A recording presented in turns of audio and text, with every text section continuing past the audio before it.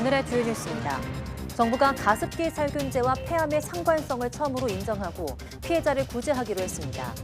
가습기 살균제 성분이 폐로 이동해 손상을 일으킨다는 동물 실험 결과가 결정적인 역할을 했는데 이로써 폐암 피해자 200여 명이 구제받을 가능성이 열렸습니다.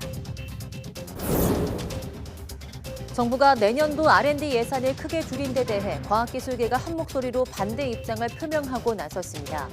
연구에 집중할 수 없는 환경을 만들어 놓고 별다른 설명 없이 과학자들을 범죄자 취급한다는 건데 이번 추석 연휴에 R&D 정상화를 위한 연대 투쟁을 이어갈 예정입니다.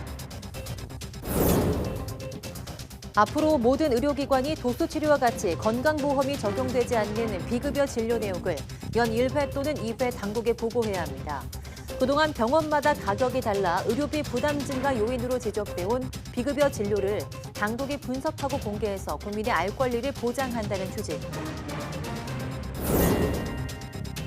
독일에서 열린 국제가전박람회에서 삼성전자와 LG전자가 세탁과 건조를 한 번에 해결하는 일체형 세탁건조기를 각각 공개했습니다.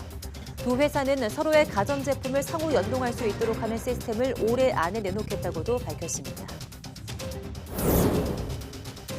브라질 남부에 이례적인 온대성 저기압이 형성되면서 50개 넘는 도시에 폭우와 우박이 쏟아졌습니다. 이로 인해 최소 21명이 목숨을 잃었고 수백 명의 이재민이 발생했습니다.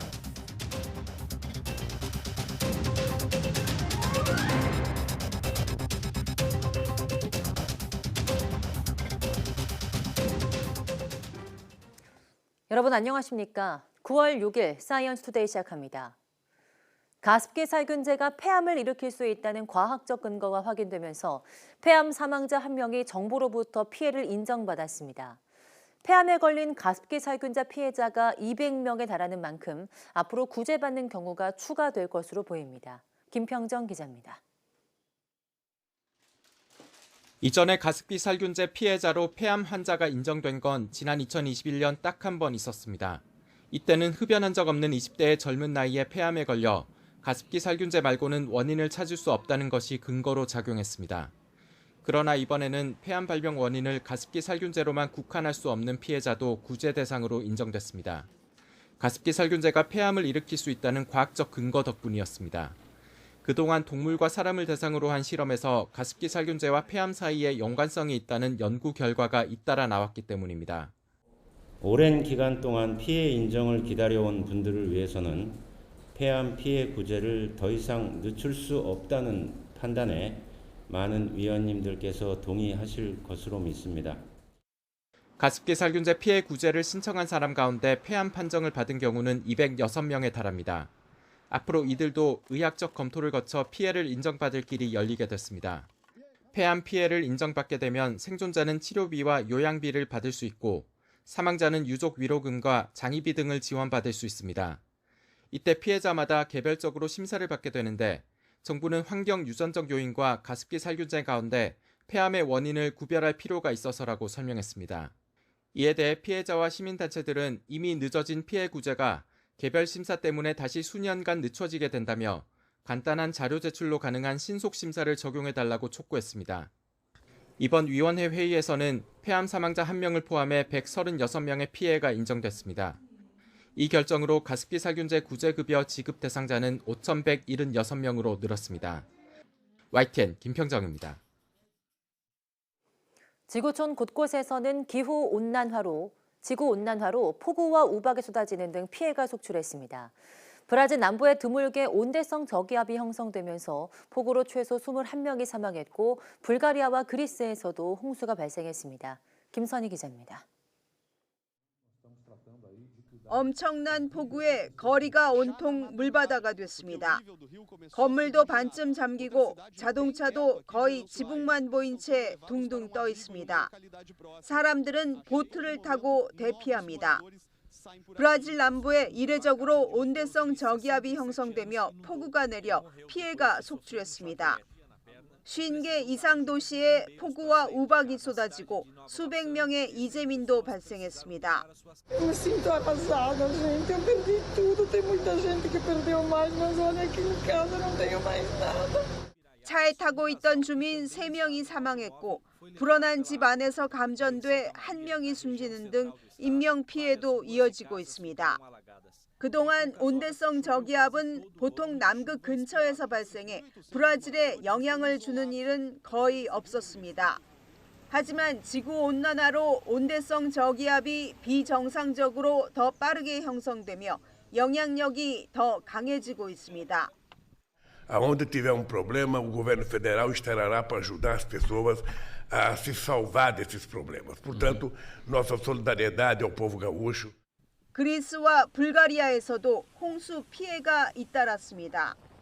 대규모 산불 피해를 봤던 그리스는 이번에는 폭우로 사망자와 실종자가 발생했습니다. 당국은 그리스 중부 여러 지역과 스포라데스 제도, 에비아섬 사람들에게 야외 활동 제한을 당부했습니다. 불가리아도 폭우로 사망자와 실종자가 나오며 당국은 가장 큰 피해를 입은 차레보 지역에 비상사태를 선포했습니다. YTN 김선입니다. 미국 내 거의 모든 지역에서 폭염이 기승을 부리면서 일시 휴교하거나 학교 시간을 앞당기는 학교들이 잇따르고 있습니다. 미 MBC와 CBS 방송, 지역 매체 등에 따르면 펜실베이니아주와 미시간주의 여러 교육구에서 이번 주 극심한 더위 탓에 학생들의 건강이 우려된다며 학교 문을 닫고 온라인 수업 등으로 대체했습니다. 미국에서는 서남부를 비롯해 중부와 동북부까지 폭염이 수개월째 이어지면서 텍사스주와 오클라호마 북부, 미네소타, 미시간, 버지니아 등 지에서 5천만 명의 폭염 경보 주의보 아래 놓였습니다. 중국 정부가 후쿠시마 오염수 해양 방류와 관련해 오염수 검증에 참여해달라는 일본 측 제안을 받았으나 거절했다고 교도통신이 보도했습니다. 보도에 따르면 일본 정부는 외교 경로를 통해 중국의 국제원자력기구 IAEA가 주도하는 오염수 모니터링 조직에 동참해 줄 것을 올해 들어 여러 차례 요청했습니다. 이 조직에는 한국, 미국, 프랑스, 스위스 기관이 참여하고 있으며 일본은 별도로 조사를 진행하고 있습니다. 하지만 중국은 분석과 평가의 독립성이 담보되지 않았다며 실효성을 의문시해 일본의 제안을 받아들이지 않았습니다. 앞으로 모든 의료기관은 비급여 진료 시 진료비 단가와 내역을 보건당국에 보고해야 합니다. 보건복지부는 비급여 보고 항목과 횟수, 내역 등을 규정하는 비급여 관련 개정안을 4일부터 공포 시행했다고 밝혔습니다. 병원급 의료기관은 1년에 2번, 의원급 의료기관은 1번씩 비급여 진료비 단가와 내역을 보고해야 합니다. 보고 대상이 되는 비급여 항목은 모두 594개로 내년엔 1000여 개로 확대할 예정입니다. 올해는 9월분 진료 내역에 대해서 병원급 의료기관이 보고하고 내년 3월에는 해당 월 진료 내역에 대해 병원 및 의원급 의료기관이 보고합니다.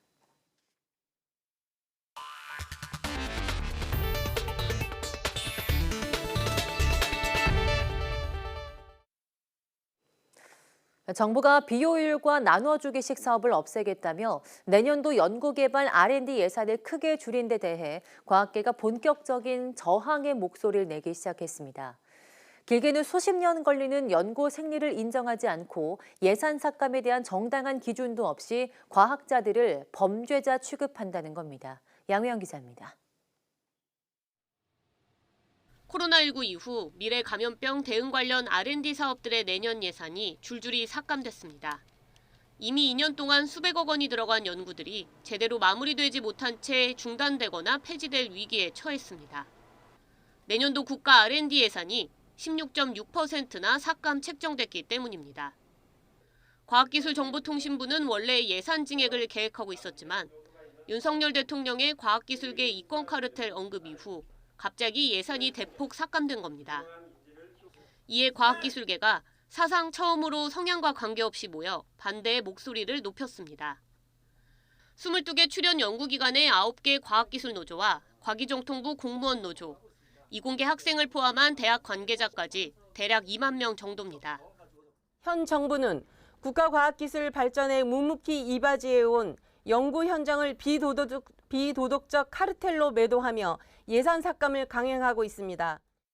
연대회의는 과학기술계를 카르텔로 매도한 정부의 공식 사과와 함께 삭감된 R&D 예산을 원상 회복할 것을 요구했습니다. 또 하위 20% R&D 사업의 강제 퇴출은 연구자를 단기 성과에만 집중하게 만드는 등 연구 현장을 파괴하는 행위라고 지적했습니다. 성과는 어느 정도 시간이 지나야 나옵니다. 그러면 잘리는 것들은 씨앗들이 다 잘리게 되는 거거든요. 그래서 하이를 자르고 하는 그런 개념은 과학기술계에서는 절대 적용되면 안 되는 거고요. 일방적인 예산 삭감으로 학생 인건비가 가장 먼저 타격을 받게 됐다며 이로 인해 미래 인재가 과학기술계를 떠날 수 있다는 의견도 나왔습니다. 이게 돈이 없어서 계약을 할 수가 없는 상황에 처걸리게 되는 겁니다. 그래서 학생들이 가장 먼저 계약이 해지되고 근로시간이 줄게 되고 그런 부분이 있는데 연대회의는 연구 현장의 목소리가 반영된 정책 수립을 요구하며 이번 추석 연휴 동안 대국민 상대 홍보전에 나서는 등 R&D 정상화를 위한 연대 투쟁을 하겠다는 입장입니다. YTN 사이언스 양우영입니다. 지갑을 두고 나왔는데 갑자기 신분증이 필요해 난처했던 경험 다들 한 번쯤 있으실 텐데요. 이제부터는 분실 걱정 없이 모바일 신분증을 활용해 휴대전화만 있으면 언제 어디서든 본인 인증이 가능합니다. 신분증 제조 기술에서 나온 신원 인증 방식을 이용한 건데요. 엄윤주 기자가 취재했습니다. 신분증이 필요한데 지갑을 놓고 나왔다면 몹시 당황스러울 수밖에 없습니다. 편의점이나 그런 데서 가끔 뭐 주류 같은 거 사면 신분증 검사하기도 하는데 놓고 오게 되면 엄청 불편하긴 하죠. 간단한 업무라고 생각을 하고 갔지만 은행이나 공공기관에서 그런 신분증을 요구할 때는 이제 좀 불편했다라는. 하지만 이제부터 모바일 신분증을 이용하면 언제 어디서든 본인 인증이 가능합니다. 그동안 주민등록증과 여권 등을 만들며 축적했던 신원 인증 기술을 활용한 모바일 신분증은 통신사에서 제공하는 기존 신분증 확인 서비스와 달리 정부의 인증을 받아 실물 신분증과 같은 법적 효력을 가지고 있습니다. 이 때문에 이미 실생활에서 활용된 사례도 잇따르고 있습니다. 전동 킥보드 사업이 대표적입니다. 이렇게 모바일 운전면허증을 활용해 실시간으로 본인 인증을 거쳐야만 이용을 할 수 있는데 이를 통해 미성년자의 전동킥보드 불법 대여를 막을 수 있습니다. 성인 인증이 필요한 술이나 담배를 판매하는 무인 자판기에도 모바일 신분증 기술이 도입돼 업주들의 큰 호응을 얻고 있습니다.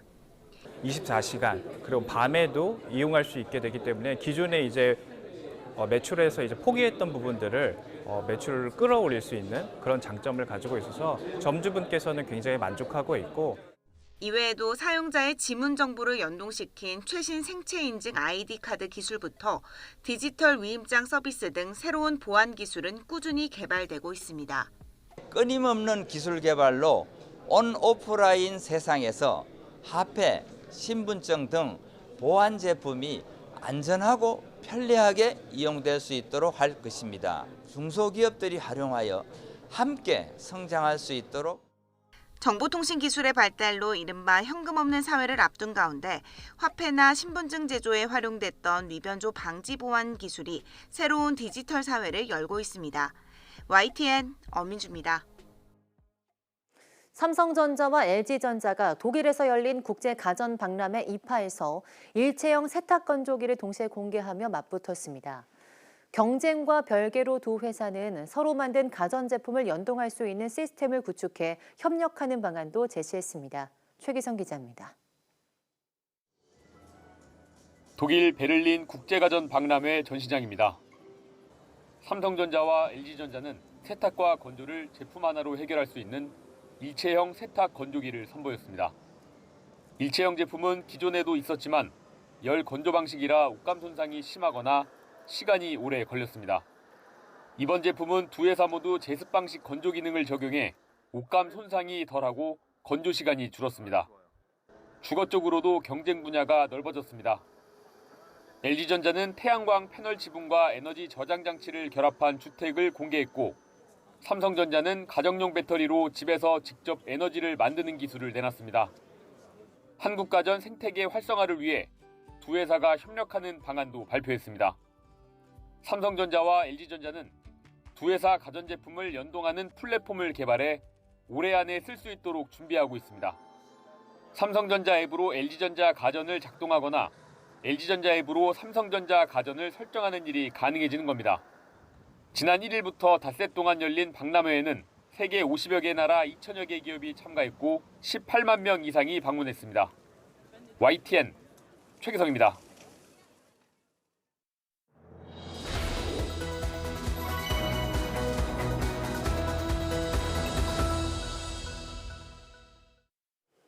국가가 지원하는 우리나라 대표 출연 연구기관들과 함께 다양한 연구 분야에 관해 깊은 이야기를 나눠보는 코너 국대들의 연구실 시간입니다. 오늘은 한국생명공학연구원을 방문해 보겠습니다. 간은 우리 몸의 여러 기능을 담당하는 중요한 기관이죠. 알코올로 인한 간 손상은 잘 알려졌지만 술을 먹지 않아도 찾아오는 비알코올성 지방간 질환에 대해서는 상대적으로 연구가 부족한 상황인데요. 이와 관련해서 어떤 연구가 이루어지고 있는지 오경진 책임연구원 모시고 이야기 나눠보겠습니다. 어서 오세요. 네, 안녕하세요. 네, 안녕하세요. 먼저 연구원님이 소속된 곳이 대사제어연구센터인데요. 어떤 곳인지 소개 부탁드리겠습니다. 네. 당뇨와 비만은 세계보건기구가 21세기 신종 전염병이라고 경고할 정도로 전 세계적으로 전 연령대에서 유병률이 급증하고 있는 중요한 보건의료 문제 중 하나입니다. 때문에 비만과 당뇨를 비롯한 대사질환에 기인한 문제는 각 개인 차원의 문제가 아니라 국가 차원의 관리와 체계적인 예방 시스템이 필요하다는 지적이 제기되고 있는 데 반해 뚜렷한 대안이 아직까지 부족한 것이 현실입니다. 대사제어연구센터는 글로벌 현안인 비만과 당뇨, 그리고 비알코올성 지방간 등 개선하기 위해 바이오 원천 기술 개발과 바이오 혁신 기술 개발로 국민의 건강한 삶에 이바지하는 미션을 수행하고 있습니다. 네, 대사 질환이 많지만 그중에서도 특히 비알코올성 지방간에 대해 연구를 하고 계신데요. 이유가 있을까요? 지방간은 간 전체의 5%를 초과하여 지질이 축적되는 상태를 말합니다. 지방간은 건강검진을 하게 되면 쉽게 진단받지만 장기간 방치하게 되면 지방간염, 간경병, 간암으로 진행될 가능성이 큽니다. 흔히 지방간은 과다한 음주를 하는 사람에게 생긴다고 생각하지만 술을 마셔서 생기는 알코올성 지방간의 경우 전체 지방간 질환의 20% 정도에 불과하고 나머지 80%는 비만이나 당뇨병 등과 관련된 비알코올성 지방간입니다. 비알코올성 지방간은 전 세계 인구의 30%가량에서 나타나며 가장 흔한 간 질환으로 알려져 있습니다. 그리고 만성 간 질환의 주요 원인으로 알려져 있습니다. 최근 비알코올성 간 질환에 따른 간암 발생률이 급격히 증가하면서 이의 개선 및 치료에 대한 사회적 이슈가 전 세계적으로 이슈화되고 있습니다. 네, 그 알코올성 지방간 환자보다 비알코올성 지방간 환자가 그럼 더 많은 건데요. 네. 지금까지 나와 있는 비알코올성 지방간 치료 방법이 있을까요? 글로벌 제약사들이 치료제 개발에 나서고 있지만 현재까지 규제기관의 승인을 받은 치료제는 전무합니다. 때문에 피오글리타존과 같은 당뇨병 치료제와 스타틴과 같은 지질 강화제, 항산화제인 비타민 E와 같은 약물이 비알코올성 지방간 치료제 겸용으로 사용되고 있습니다. 그러나 비알코올성 지방간을 포함한 대사질환의 치료는 약물을 장기간 복용을 통해 그 효과를 기대해 볼 수 있기 때문에 현재와 같이 다른 질환의 치료를 위해 개발된 약물을 대안적으로 사용할 경우에는 다양한 부작용이 나타날 수 있어 저희 연구자들은 이 점을 우려하고 있습니다. 네, 이렇게 비알코올성 지방간 환자들이 굉장히 많은데요. 치료제 개발과 연구는 좀 더딘 것 같습니다. 이유가 있을까요? 실제 비알코올성 지방간은 광범위한 임상학적, 조직학적 특성을 포함합니다. 가령 환자가 똑같이 비알코올성 지방간 진단받더라도 간의 지방간증, 염증, 간경병 정도가 다르고 유발 원인도 다양하기 때문에 질환의 이질성은 연구의 결과를 표준화하는 데 걸림돌이 되고 있습니다. 간 내에는 실제 다양한 세포군이 존재하는데요. 간세포는 지질 축적, 대측세포는 염증 반응, 간선상세포는 섬유화를 담당하게 됩니다. 간 질환이 진행되는 동안 이들 세포는 스스로 간 대사 환경 변화에 적응하기 위해 본연의 기능을 변화시키게 됩니다. 각 세포가 새로운 정체성을 획득하고 표현형 변화를 겪는 정도가 사람마다 다르기 때문에 연구 및 치료에 있어 질환과 세포의 이질성에 대한 심층적인 이해가 요구되기 때문입니다. 네, 그렇다면 최근에 생명공학연구원에서 개발하신 비알코올성 지방간 질환 치료제는 어떤 걸까요? 비알코올성 지방간 질환은 당뇨 환자 70%에서 발견된 정도로 당뇨와 밀접한 관련성이 있습니다. 제2형 당뇨병에 동반한 비알코올성 지방간 질환의 환자의 경우 대사피로필이 불량하고 진행성 비알코올성 지방간염, 간경화, 간암으로 빠르게 악화될 수 있는 위험성이 높음을 착안하여 비알코올성 지방간 질환의 환자 간조직에서 간조직 내에 감소되어 있는 당뇨 유전자를 표적을 선정하여 연구를 진행하였습니다. 비알코올성 지방간은 크게 두 가지 원인에 의해서 발생을 하게 되는데요. 외부로부터 간세포 내로 과도하게 지방산이 유입되거나 간세포 내로 초과된 글루코스 유입에 따라 증가된 지방산 생합성에 기인합니다. 본 연구진은 표적 당뇨 유전자가 간세포 자율 메커니즘을 통해서 지방 생합성을 조절함으로써 비알코올성 지방간 제어에 기여할 수 있음을 처음으로 밝혔으며 이는 고탄수화물 식이 및 당뇨병과 관련된 진행형 비알코올성 지방간의 조절에 있어 유망한 조절인자 및 치료 전략을 제시한 결과라고 할 수 있겠습니다. 네, 비알코올성 지방간 질환에 대한 연구도 부족하고 치료제도 부족한 상황에서 이번 결과는 매우 중요하지 않을까 싶은데요. 비알코올성 지방간 연구 분야에는 또 어떤 의미가 있을까요? 현재까지의 치료제 개발의 표적은 기존에 알려져 있는 요소들이거나 아니면 이들의 물성 변화 또는 복합제 개발을 통한 것이 대부분이었습니다.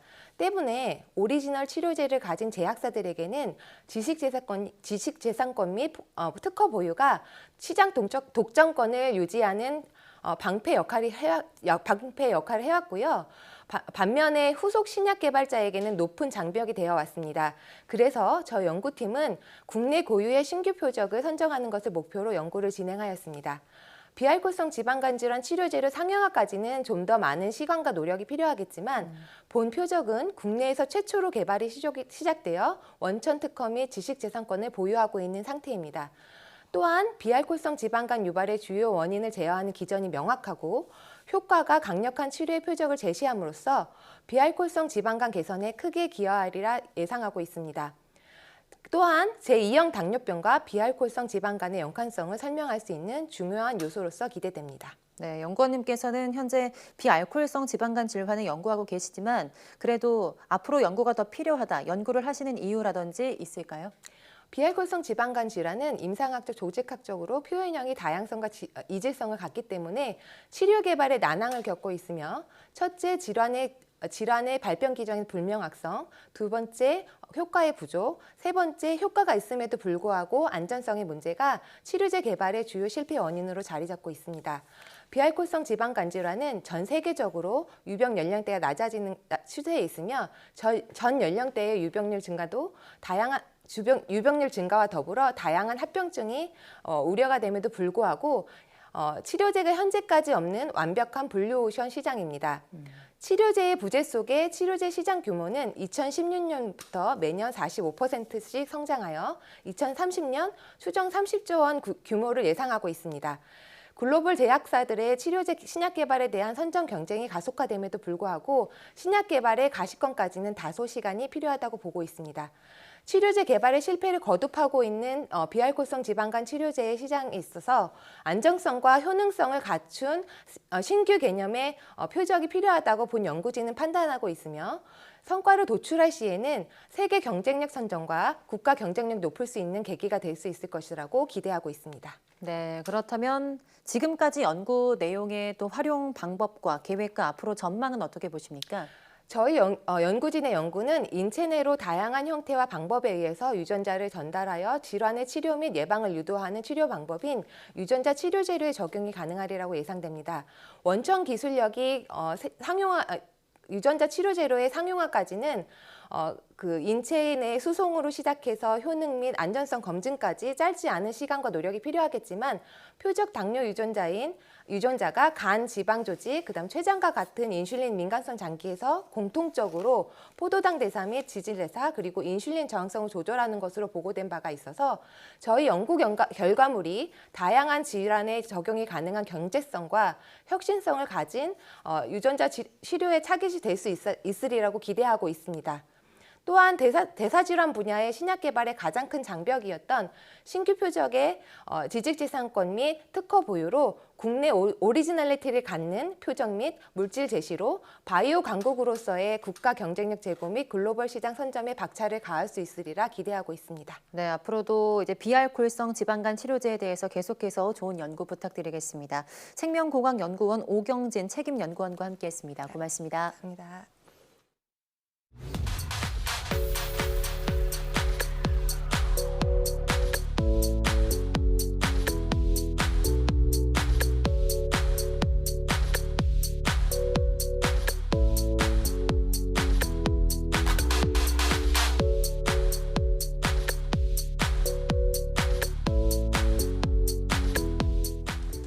펭귄은 날개가 있지만 하늘을 날 수 없는 새로 알려져 있죠. 하지만 두 날개로 물속 세상에서는 하늘을 나는 것만큼 자유로이 헤엄칠 수 있는데요. 오늘 오후 사이언스 투데이 사이언스 주에서는 턱시도를 입은 남극의 신사 펭귄에 대해 이야기 나눠보겠습니다. 많은 시청 바랍니다. 함께해 주신 여러분 고맙습니다.